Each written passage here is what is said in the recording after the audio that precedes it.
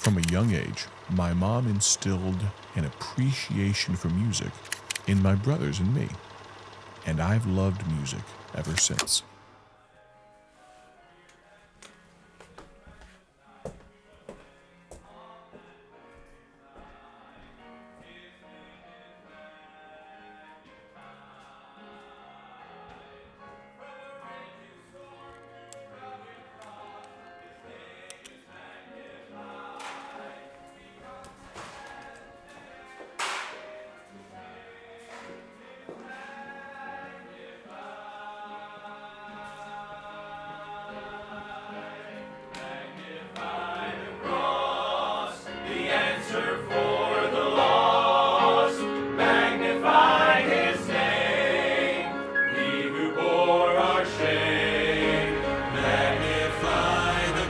Real friendship is rare, but a brotherhood like this is even more uncommon. Magnify Christ.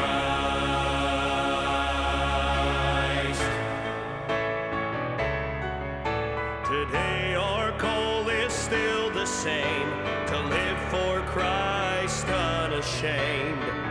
His name is magnified. These guys are servants, and that's not something you come by every day. Friendship is powerful, but what brings us together is even more unique: a shared call to ministry.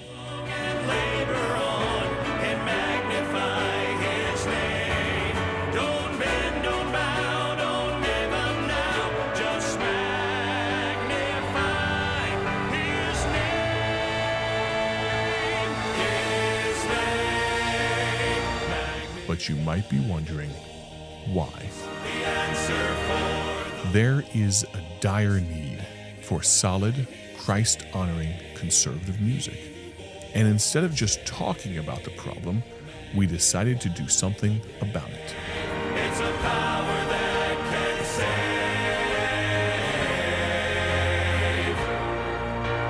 Magnify Christ.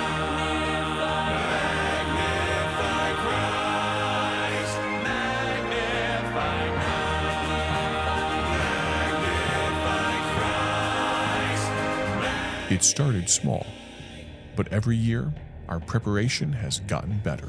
Our vision is even more clear, and the work even deeper. How crazy is it to record 20 songs in 3.5 days? It's a lot.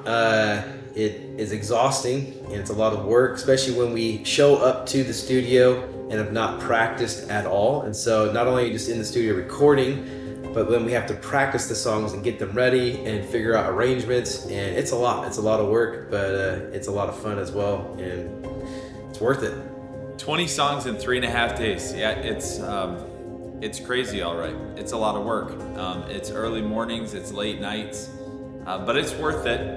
What I do appreciate about the projects that we do is that while one group is recording, another group is usually upstairs in a different room practicing the next song that's going to be recorded. And so there's never really a dull moment. It's crazy, but it's a good process that we have.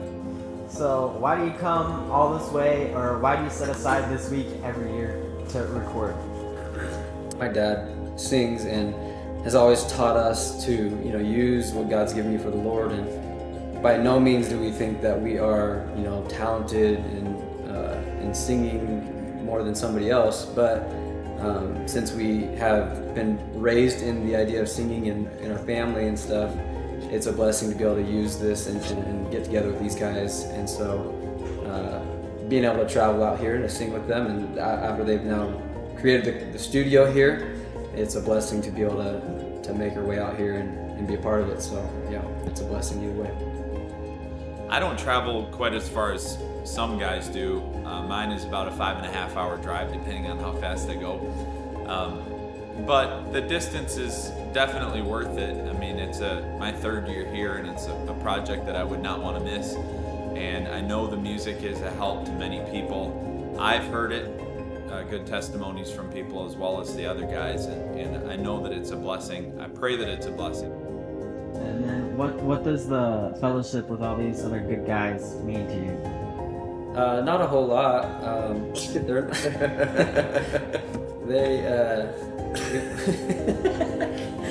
No, it's phenomenal, and it's a blessing. I think we mentioned it before in some other videos. Just having the friendship that we have with some of these guys, and some of them. No, I'm just kidding. All of them. It's a blessing, and we all agree on the same things and believe the same things, and that's a blessing. And so it is a fun thing to be able to get with some guys that believe the same thing and want to sing together and just really have fun. And so it's been a blessing for sure. When I came for the first time to record the very first project, I only knew, I don't know, maybe 3 guys or something like that. And there were several of the guys that I was not very familiar with. I'd heard them or seen them before, but was not personal friends with them. And now I can say that all of these guys are some of my best friends. I talk to them all year long, and I think it's important for every Christian to have good friends that you can talk to all the time. And that's what these guys are to me. I'm very thankful for them. One of the reasons that I am so grateful to be a part of this project is knowing that God laid upon Micah and Austin's heart to have a project that helps grieving hearts, that helps hurting hearts. And I can think back to my life about 13, 14 years ago when I watched my dear mother pass away. Catherine Hudson was her name, and my family, we were missionaries in the country of Ukraine. And I remember such a uncertain time during that stage of life, wondering what God was doing, wondering how we would come through that. And I remember what helped me personally was music. And I remember I can think back to times at night when I'd be sitting there and I'd happen to stumble upon a service at North Valley, or I'd stumble upon services from other places, and I would see some of the men that I'm getting to sing with today singing in college groups. Videos would be sent to me, and I think it's just a blessing that having watched Micah when he sang in college and having watched Justin and AJ when they sang in college, to now I get the opportunity to sing with them and help other hurting hearts as God used them to help me so long ago. As I said earlier, some songs I avoided at the beginning. It was just hard to listen to them.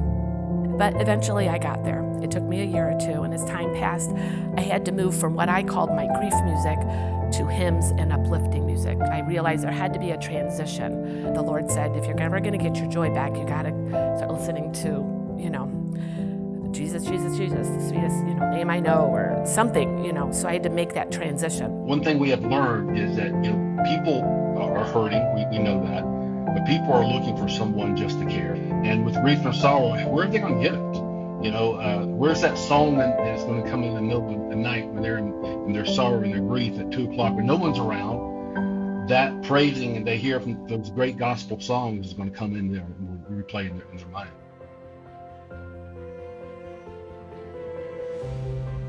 Music has a way of reaching hurting hearts when words fall short.